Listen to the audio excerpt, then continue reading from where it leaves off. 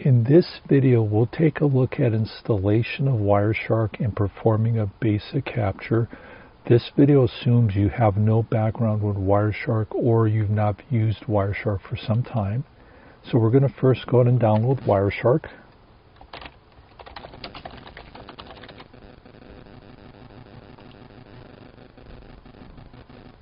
Okay, we're going to download the Windows installer 64-bit. In this case, we're using Windows 10 64-bit.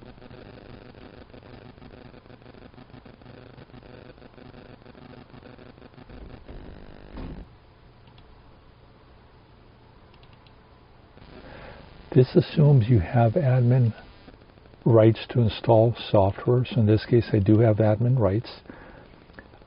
I'm going to leave the default settings. The only item I may adjust is going to be Wireshark desktop icon for convenience. You don't need this, but in this case, just to make it a little bit smoother. The rest is going to be default settings. The end cap is needed. This is a NDUS driver shim that gets inserted into the NIC driver. It runs in promiscuous mode. It allows basically Wireshark to be able to capture packets before it hits, for example, like Windows Firewall or Defender or other such applications. So this is required. I'm not going to install the USB PCAP driver. We're not going to be using that. During the installation process, if you find that Wireshark is hanging and it doesn't appear to be progressing, you can actually minimize some of the applications. Also, you may want to, okay, this will be the NCAP driver. We're going to agree. We're going to leave it defaults. We're not going to customize anything. As I was mentioning, when you're installing Wireshark, if it looks like Wireshark is hanging and it's not progressing further, then go ahead and minimize some of the applications. And also, before you start the install of Wireshark, you may want to minimize the amount of applications are running concurrently. Typically, if it does appear to hang, just leave it alone, minimize some apps, and typically within 30 seconds to about 2 minutes, it should start up again and complete the installation. So at this point, it's complete installation. Sometimes it may ask us to reboot. Okay, this case it did not, which is great. And then at this point of time, we have Wireshark on our desktop. So one of the things we want to take a look at is to make sure it's showing a NIC card. If we would to run Wireshark and it was not showing a network interface card, then we would potentially need to run it as administrator. In this case, we do not have that issue. So the next thing we want to do is we want to do a port mirror. So we want to log into our switch, and then we want to set up what is known as a switch port analyzer, or just known as port mirroring or port monitor, depending which switch you have. The terminology may vary a little bit.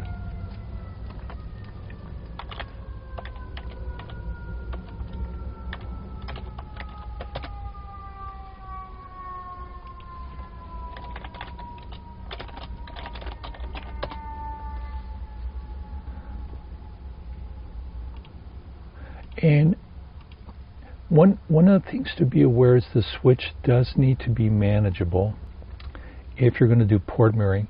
For example, this is a very cost-effective switch. This is a little bit older switch. There's also a newer version. It's called CBS 350. This is the older SG 350. As long as the switch is manageable, typically the switch will offer port mirroring. So in this case, what we're going to do is we're going to go under Status and Statistics, and we're going to go to the RSPAN section, and we're going to go ahead and select our source. So in this case, we want to basically identify what switch port the actual device is on. So this is something I've had from before, so let me go ahead and delete this. Okay, so let me go and also delete this. So this is something I've had from before times. So we're going to start off with this clean slate here. So the first thing we want to do is we want to identify what port is the device on that we're troubleshooting. We're going to go ahead and leverage here CDP, and we're going to go to CDP neighbors, And we can see the actual port that the device that we're going to capture packets for is plugged into gigabit 7. Great. So let's go ahead and configure our source port as gigabit 7. So we'll go back to the source port. We're going to add. We're going to say gigabit 7 here. We want to do both receive and transmit. Okay, we're going to close. And now we need to figure out what port the PC is on. So what we can do here is look at the MAC address the PC has.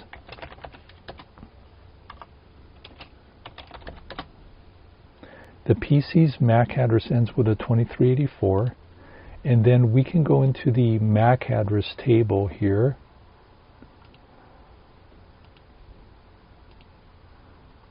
So 2384, if you notice, it's gigabit 9. So we'll go back to the destination. And we're going to say gigabit 9. The one thing I want to point out here is most switches, when you enable a port to be a destination port for span or monitoring, which is another name for it, that port no longer can be used as a normal network port, meaning the PC you have plugged into that switch port, it no longer has access to the network. So the reason I point that out is if you're doing a RDP or some other remote session like TeamViewer into the PC, you will lose connection. There is a nice feature with the small business switches and the CBS switches. So in this case, it's a small business switch where I can enable network traffic so the PC does not lose connectivity. That's what I did right there. So the next thing we're going to do is we will go ahead and start the capture. So one way I can click an Ethernet 0. And by the way, let me also point out one other thing here is if you have multiple NIC cards, often you will see multiple instances of NIC cards on your PC, Wi-Fi. If you have any like Type 2 hypervisor, VM workstation or something equivalent, you may see a number of different NIC cards. In this case, it's actually very simple. We have Ethernet 0, we have a loopback, and that's it. But if you do an IP config, you'll be able to see the actual IP address that the NIC's binding to. What network card is it? It's Ethernet 0. So in this case, we can actually double click this and it'll start to capture, or we can go up here, we can go under options. We can actually make sure this is selected. This give us some more information here. IP address, MAC address, and we can also do a capture filter. We're just going to keep it basic now. We're going to hit start. And what I'm going to do is I'm going to actually power cycle the device.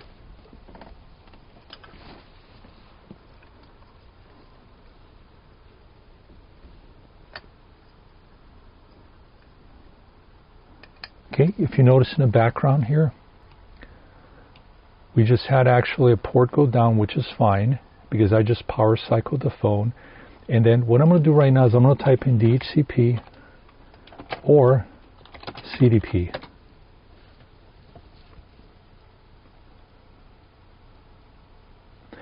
It takes about, I would say, a minute and a half for the 3 PCC phones to boot up. So this is a 8832 speaker phone, normally used in a meeting room, conference room type of setup. Okay, so there goes with the CDP information. It's waking up. And then let me actually expand this a little bit. We don't need the bottom here, so let me go in and adjust that so we have more real estate here. And then we can see switch information, power that it's asking for, and then we should eventually see some DHCP. Okay, so there's DHCP information right there.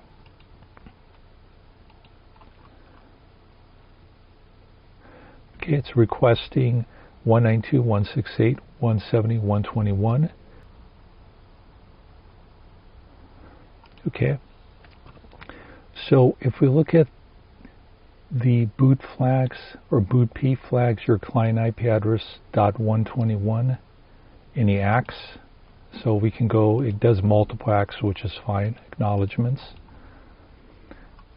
This phone itself doesn't have any issues, but just showing here kind of the basic workflow. So at this point of time, you would go ahead and save this file. So we can basically say Cisco IP phone 8832 MPP boot capture. And then also we can enter in the actual date for this. And then the time. Pacific time. The reason it may help to document this information is if we were having issues with, in this case, a phone, but this could be a PC, it could be a printer, it can be an access point, it can be an IP camera, it can be some type of IoT device like a scheduling screen in a meeting room that's running PoE, might be also doing some multicasting, might be also be doing some SMTP if it's interfacing with Exchange or another server, etc., etc. This allows us to take this Wireshark capture and do a correlation with additional files. So, for example, most business enterprise class and service provider class products support syslog. They also may have a special debug file that you can generate for tech support. The phones have something called Problem Report Tool, PRT. You can generate a debug file.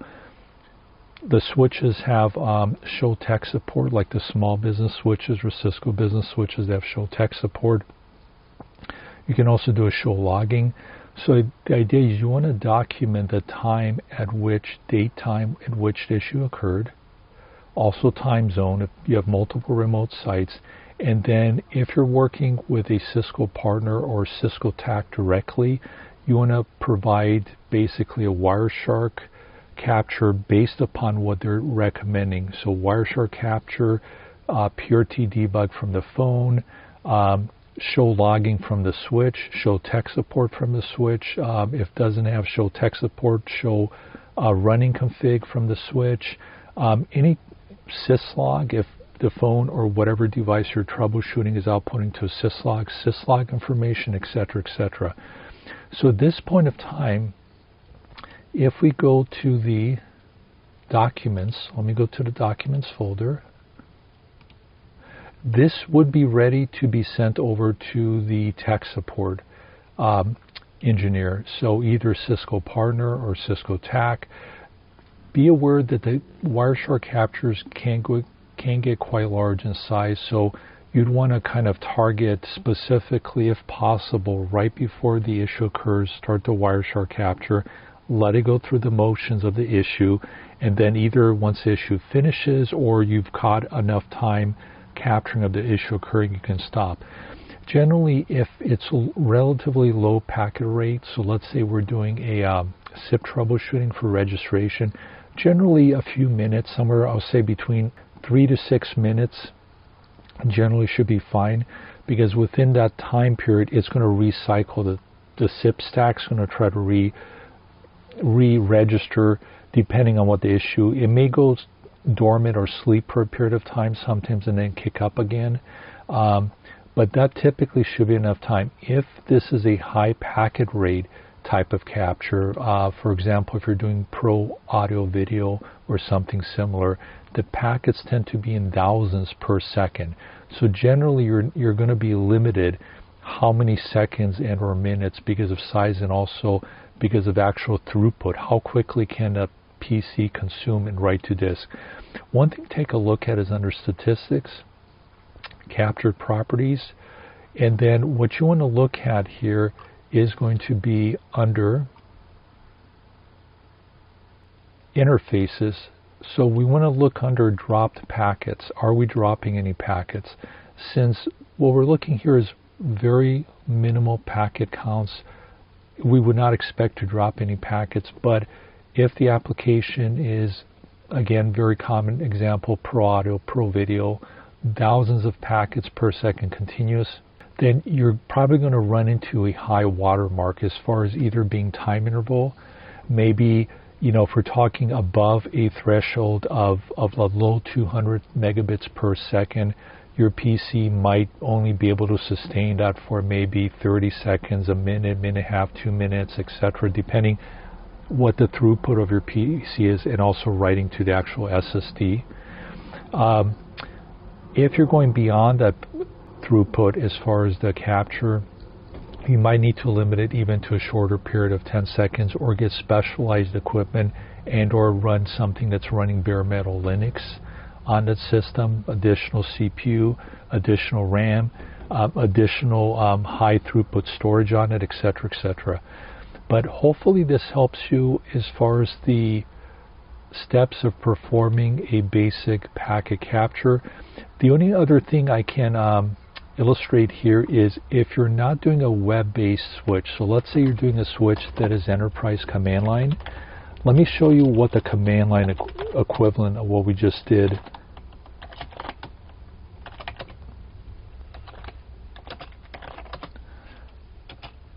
So this is the same switch. This is going to be the actual command line output of this switch.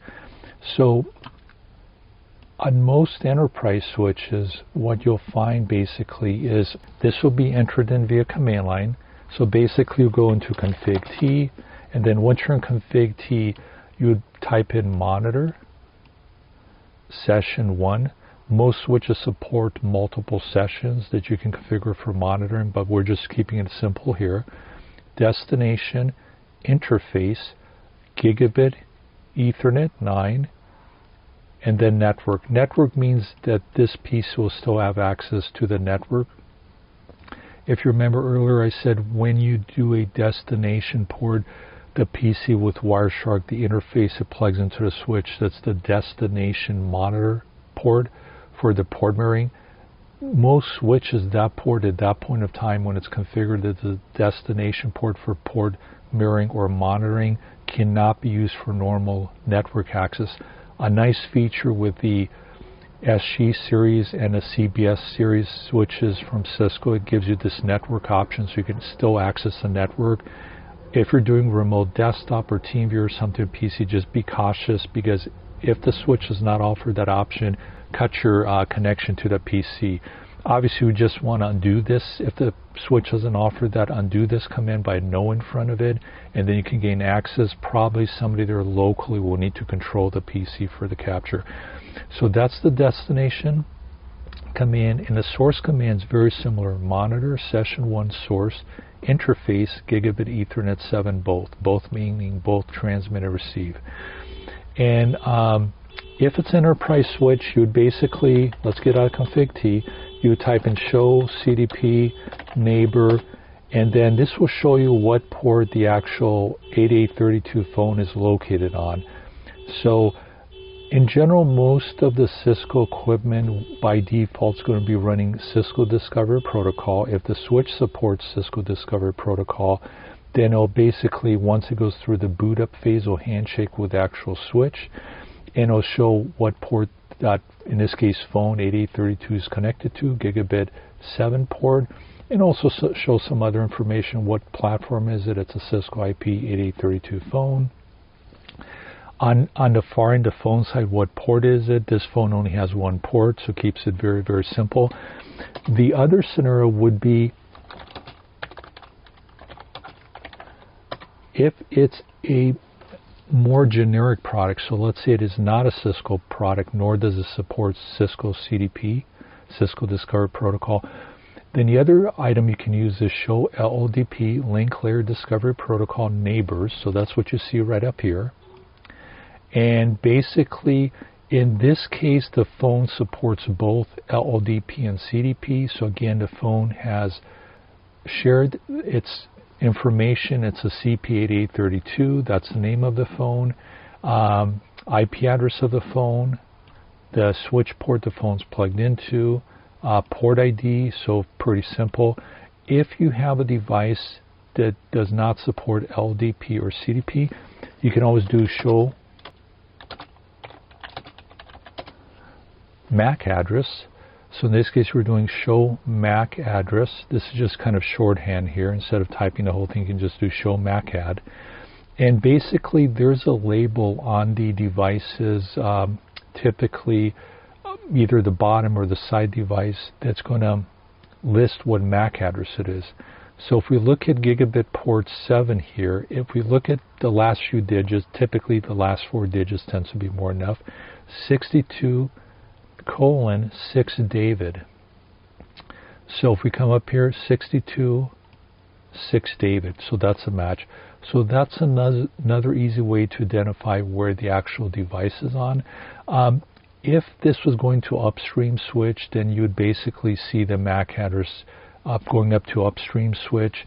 Normally, it's going to be the simplest if you put the PC on the same switch as where the device is on to do the port mirroring. There's something called RSPAN remote port analyzer where you can have a dedicated VLAN and propagate the actual monitoring or the port mirroring remotely. I recommend keeping it simple, not adding additional layers of complexity. If you need to do something like that, then you want to look at the documents and also do a validation that it works based upon the firmware you have on the switches and all the different settings.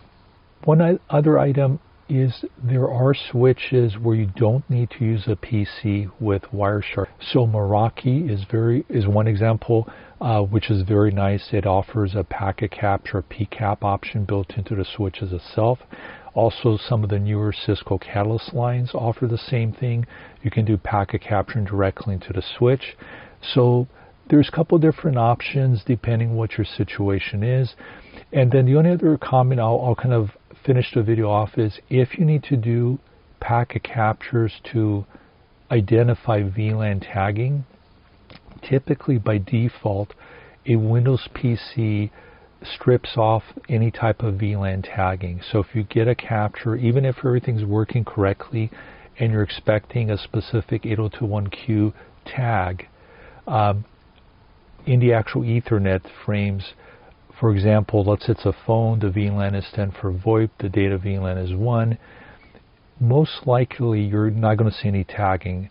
And again, that's pretty common with Windows PC.